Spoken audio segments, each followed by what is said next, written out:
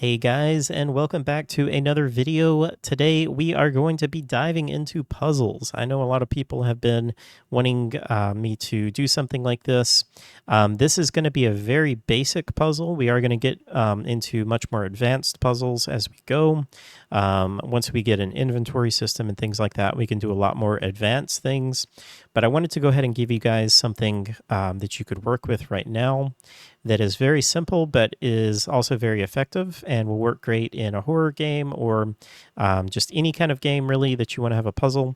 So we're going to create a puzzle where we have a painting that we turn, and once the puzzle is completed, it is going to open a door. Or really do any action that you want. This is very modular, so you can set this up to really kind of trigger this to do whatever you want. All right, so let's get started. Okay, we are back in our original project here.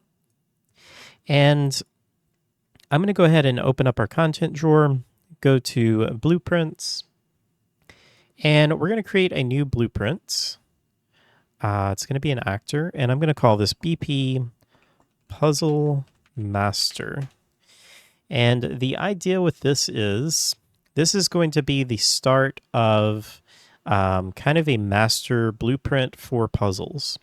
So as we go throughout the series, we're going to add more things to this, but we're going to start out very basic here and work with that. So let's go ahead and create what we need in here, which is really going to be just very, very basic. I'm just going to delete everything in here. So the first thing that we want to do is this is going to be an actor that we want to interact with. So let's go ahead and go to class settings and implement our interaction interface. Now, if you don't know how to do this, be sure to go back and watch my interaction tutorial. It's very simple, it's very short, and it'll show you how to get this set up. So I'm looking for BPI interaction. There we go. And now if we compile, I have my interaction event here. And actually, we don't even need to put this event on there. We just need to get that interface in our blueprints. The other thing that I'm going to do is I'm going to create an event dispatcher. We're going to be using event dispatchers quite a bit in puzzles, but event dispatchers are super useful for just a number of things. One of the things with puzzles is we want to start kind of figuring out how to communicate between systems. So, of course, we are already doing that with our interaction. We're communicating between our player and whatever we're interacting with. But this is going to allow us to basically create an event here that we can call inside of this blueprint. And then in our level blueprint, we can actually get that event and trigger something off of that. So it'll make a little bit more sense when I show you. So let's just go ahead and create a new event dispatcher here. And I'm going to call this EVD underscore puzzle completed. Okay. Compile and save. And that is really all that we need to do for the time being in our Puzzle Master. Again, we're going to add a lot more stuff to this, but for right now, that's all we need to do. So the next thing that I'm going to do is I'm now going to use this as my parent blueprint. So we're going to create child blueprints of this, and those are going to be our actual puzzles. So I'm going to go ahead and create a new folder because we'll have multiple ones of these, and I'll just call this puzzles. And then you can do this a couple of different ways. You can right click on this and create child blueprint class there. But you can also just go into our puzzles folder, create a new blueprint. And if you go down here to all classes, if I just type puzzle master, you'll see it shows up right here. So if I select that, and now we can call this BP, we'll call this picture frame underscore puzzle. I'm just going to do an underscore puzzle on all of these just so I know that they are puzzles. And when I open that up, you'll now see that this is a child of BP Puzzle Master, which means that we essentially inherit any variables or events or anything like that that we create in the master. Now, one thing you'll notice is under event dispatchers, we don't see that event dispatcher that we made. That is because we need to go up here to the little gear icon and we want to click on show inherited variables. And then you will actually see your event dispatcher that you made there. All right, so we want to add some stuff in here. Let's add a static mesh. And we'll call this picture frame. And why don't we use this one? Just browse to that, and then I'm going to insert it like so. And then let's also add, let's see, just a plane in here. And I'm going to just put the picture in here. This is totally optional, but it'll be nice to actually have a picture in there. I really need to create a better system for these paintings. I will have to do that. Maybe I'll make a video on that as well. But we are just using this this material, so we can just grab it there, and that will work fine. We're not ever going to see the back of it, so we don't need to have a back on there. Okay, so let's go ahead and I'm going to move this over. And maybe the idea is that this is a little crooked. I think I did that on purpose, but maybe the idea for this puzzle is you come here and the door is locked, and we don't have a great way to like display dialogue or give a hint to the player that is coming. I'm working on a system for that, so stay tuned for that. But maybe the hint that you've been given is that this painting has to equal the painting that we're going to put over here. There's actually this is kind of inspired by a puzzle in Resident Evil 7. It's honestly just like a very common puzzle where you have 3 paintings over here and they just have to match the 3 paintings over here. So this is just a very basic form of that.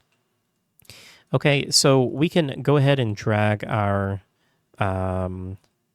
blueprint out from our puzzle. We'll get that out here.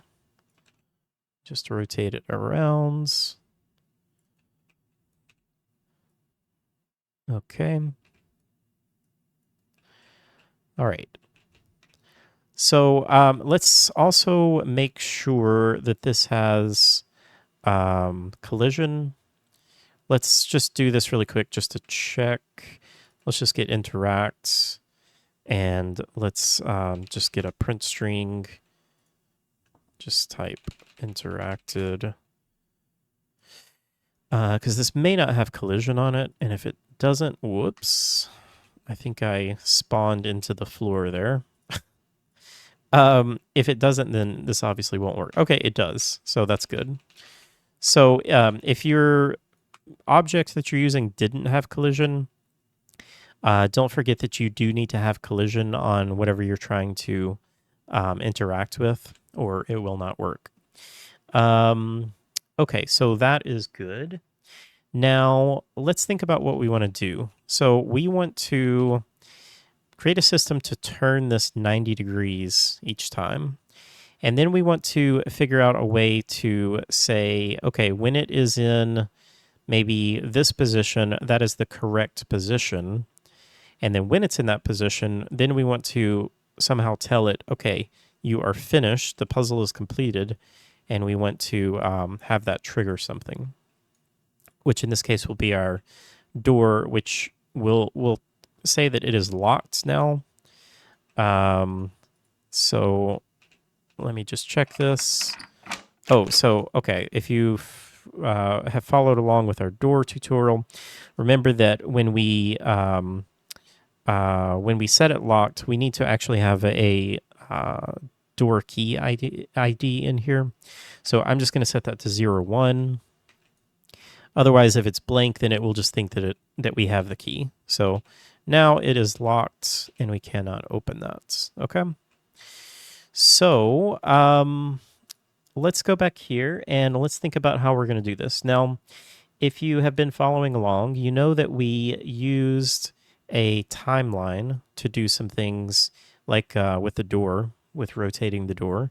And we're going to do something similar with that here. So I'm going to create a new custom event, and we'll call this rotate painting or frame, whatever.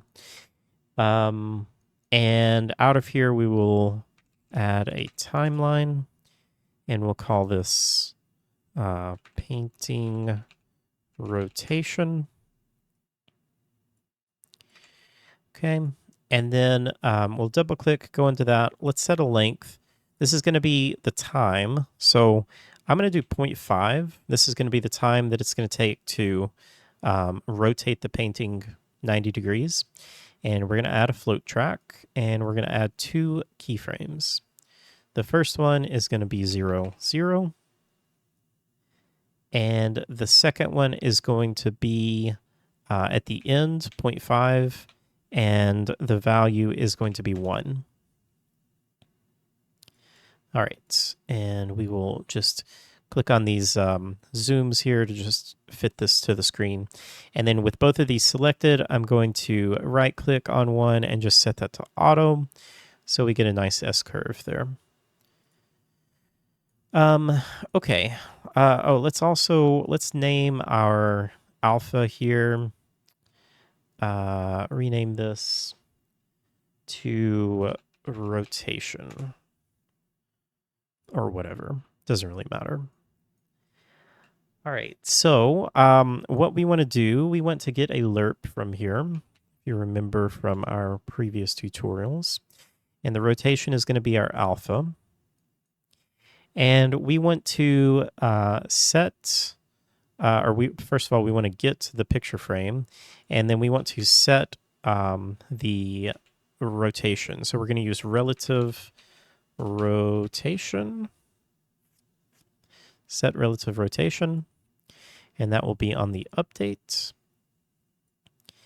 And let's take a look here. So we want to, let's say, rotate this 90 degrees. If we look over here, what we're rotating, it looks like that's negative 90 on the y-axis. Okay. So let's go ahead and split our the struct pin here, and we know that we want to only affect the y-axis, so I'm going to go ahead and plug that in there. Now, we can't just type, I mean, we could type negative 90 here, and this should work. Let's try this out. It is not working. Oh, because we didn't actually plug this into our event interaction. So let's call rotate painting here. Okay. And let's try that again. Okay, so that worked. But you'll obviously see that only does it once. So if I hit E again, nothing happens. That's because we don't want to just do this again. Also, I guess this, let's see, if I change this to play from start, yeah, then it just does this. So that's still no good. That's because it is just starting over again, and it's just trying to set this from 0 to 90 degrees again.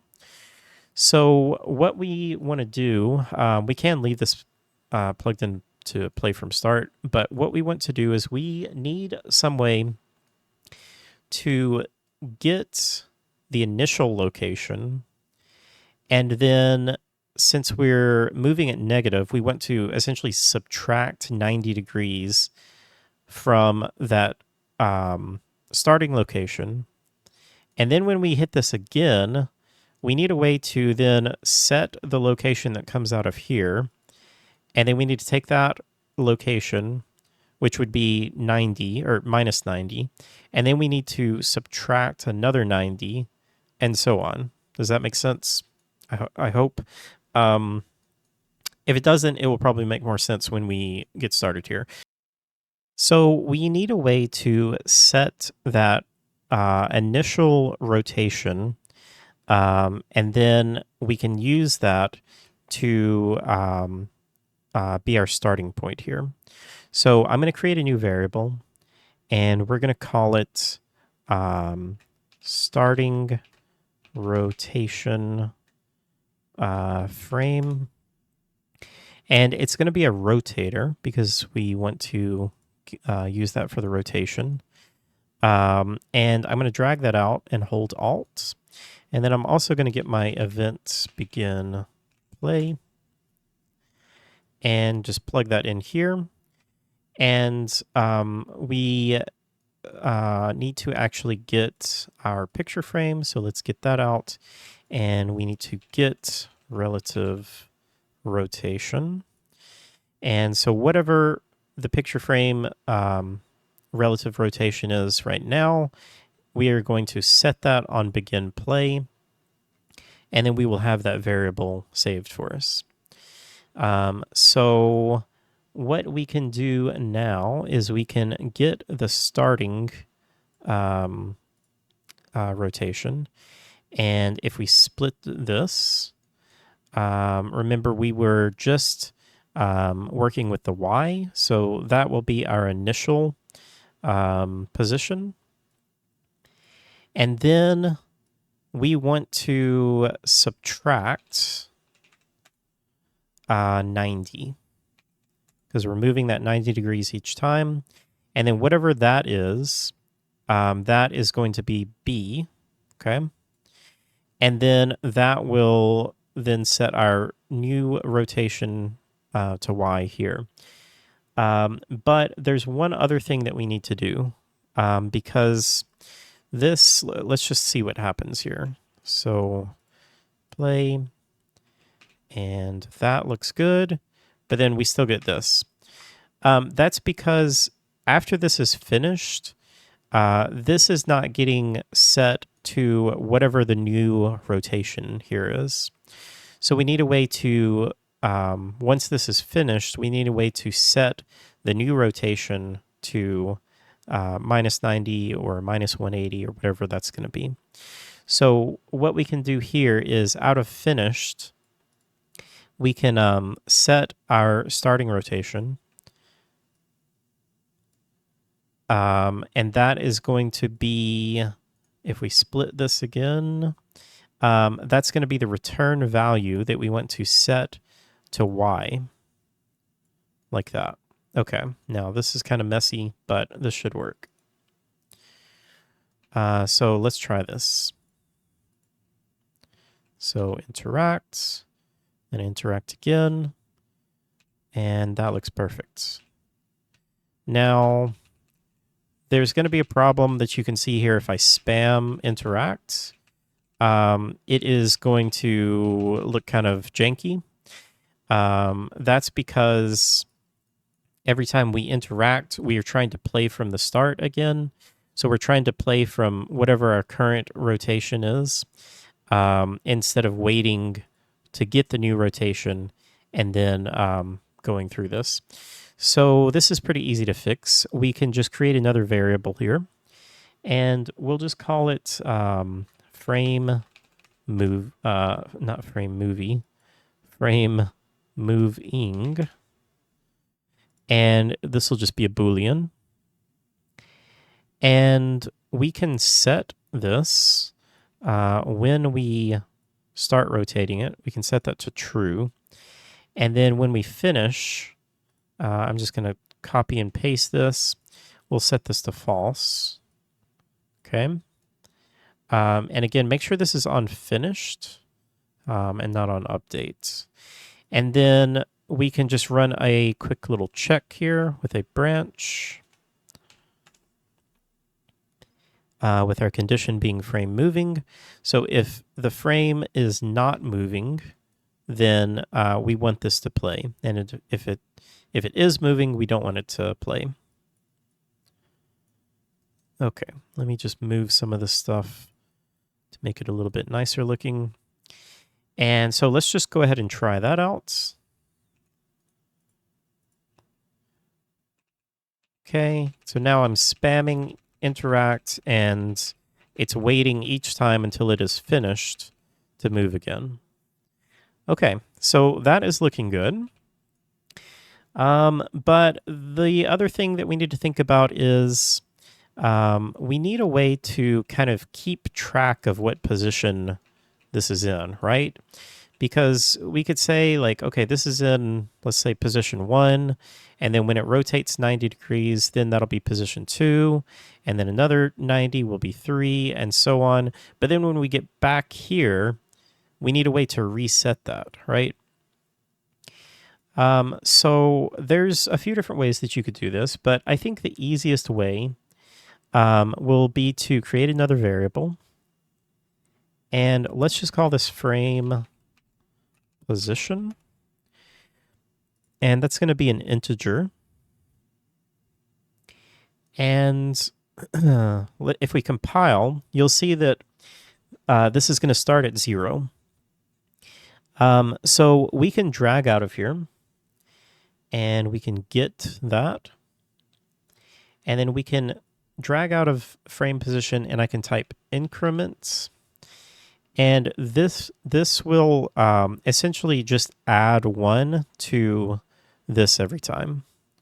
So if we plug that in here, and let's see, a good way to kind of show you what's happening here, I'm going to just get events tick, and let's get a print string. And this is just totally going to be a debug thing. But I'm going to get the frame position and I'm going to plug that in. It's going to automatically convert it. And then I am going to just plug delta seconds into duration here. So that's just not just counting constantly. And now if we compile and save and if we play, if you look up in the corner, you can see the position that we have. So currently it's in position 0. Now it's in position 1. Now it's in position 2, 3.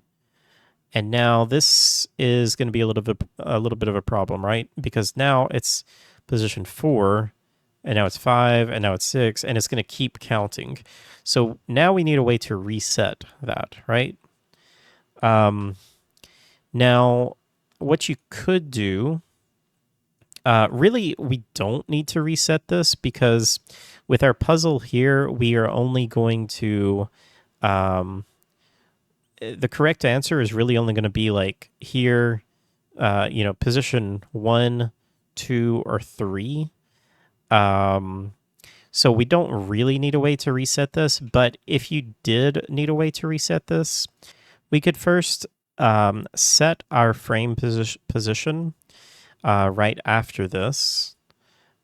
Just by plugging frame position into the set here, or actually, sorry, plug this in right here from the increment. That way it's going to set it here and set whatever position this is getting from the increment to our new position. And then we could check this by saying, is this greater than 3? And then run a branch here. And when this is greater than 3, then we want to set this to 0. Because again, remember our initial position is 0. And so it turns once, then that's position 1, next position 2, next position 3, and there is no position 4.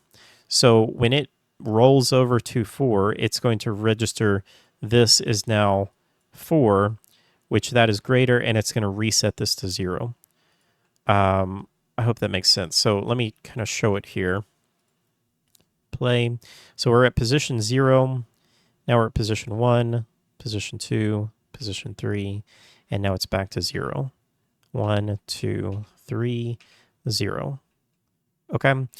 So again, for the puzzle that we're creating, we don't really need this, but this is good to know how to do this, because maybe if we were creating a puzzle that had like 3 paintings here, and we needed to know the positions for each one of these, and like maybe you could rotate these multiple times, and have different options for which painting is in which position. You would need a way to keep track of all of that, and so that's how you could do that. But really, all that we need to do is we just need to create another variable, and we'll just call this puzzle answer. And I can make this public so that we could choose. And if I compile, we really just want to get the, or we just want to set our correct position here. So maybe we try like position 2. And if we drag this out, then what we can do is, I'm just going to delete this for right now, because like I said, we don't really need that. I am just going to pull out of here and type equal, get an equal. And what we want to find out is when the puzzle answer equals the frame position, then we'll get a branch. And when that is true, then our puzzle is completed. So we can just do a print string here, and we'll say puzzle finished. And maybe we do like a green color. Okay, so let's try that out. So also you'll notice that we have a puzzle answer here. So we could set that to something else if we wanted to, whatever position that we wanted it to be. So we are in position 0 now. So position 1, and then you can see when we move into position 2, then it reads puzzle finished. Now we still have a problem here that we can keep going. So we need a way to say, hey, when this is finished, we need to not be able to move this anymore, right? So let's also create another variable, and we'll just call this finalized. That will just be a Boolean. And what we can do is just set that here. So we'll mark that as finalized. And now, let me move this up. I'm going to pull this out a little bit. On our interaction, we can just do a quick check. We can get finalized, run a branch, and we want to say, is this finalized? If not, rotate the painting. If it is true, then we don't want to do anything. Okay, so let's see how that works. Compile, and let's test it. So move, puzzle is now finished. And if I hit it again, nothing happens because it is finished. Okay. Now, if I change this to, let's say, position 3, and if we try this, should still work. So 1, 2, 3, puzzle is finished, and I can't move. Okay. Now, the only thing with this, if we tried to do position 0, that would be the only kind of position that wouldn't really work here. That's because we're already in position 0, right? So we're not really checking the correct position until we start. And once we start, we're just going to continuously count up. So it's not going to work that way. But you also are not really ever going to want your answer to be 0, because that's going to be your starting position there. So the way this is set right now, it will work with position 1, position 2, or position 3.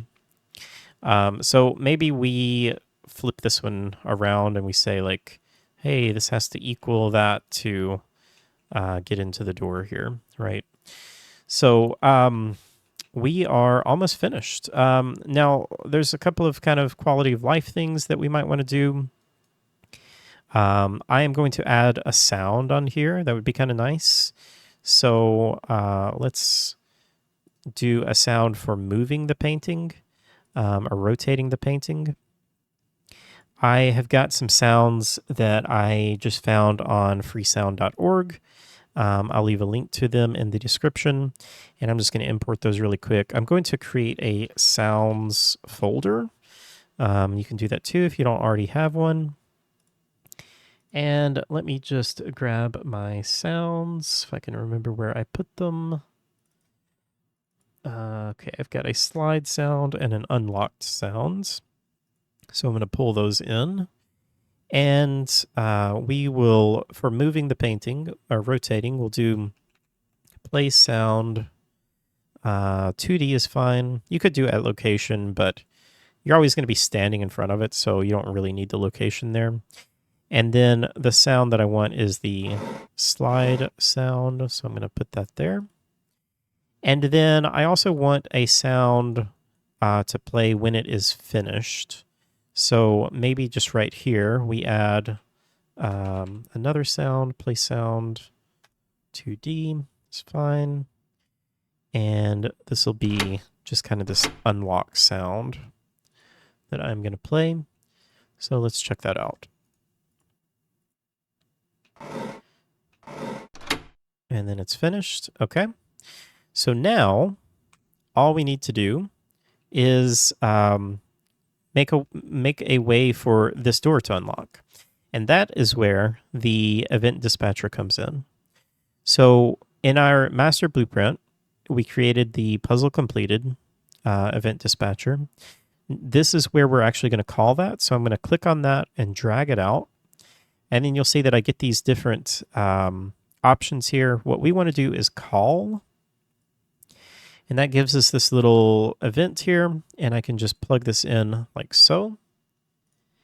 And now what this does is this basically sends out a message that when this is finished, it sends this out, and then wherever we call the event from, which in our case we're going to use the level blueprint, we can then create an event off of that or create something to happen off of that. So what we can do is we can go up here. I don't think we've talked about level blueprint before, but you can access it by clicking this little button here, this little drop down window, and click on open level blueprints. And we can delete this stuff. We don't need that. And as long as I have my object selected here in the viewport, I can go back to my level blueprint. I can right click and I can type my event dispatcher. So EVD puzzle completed. And then we get this beautiful little event that we can now run something off of. So what we can also do is our door, we can select that, and then I can go back to my level blueprint, right click, and I click on this create a reference to BP door.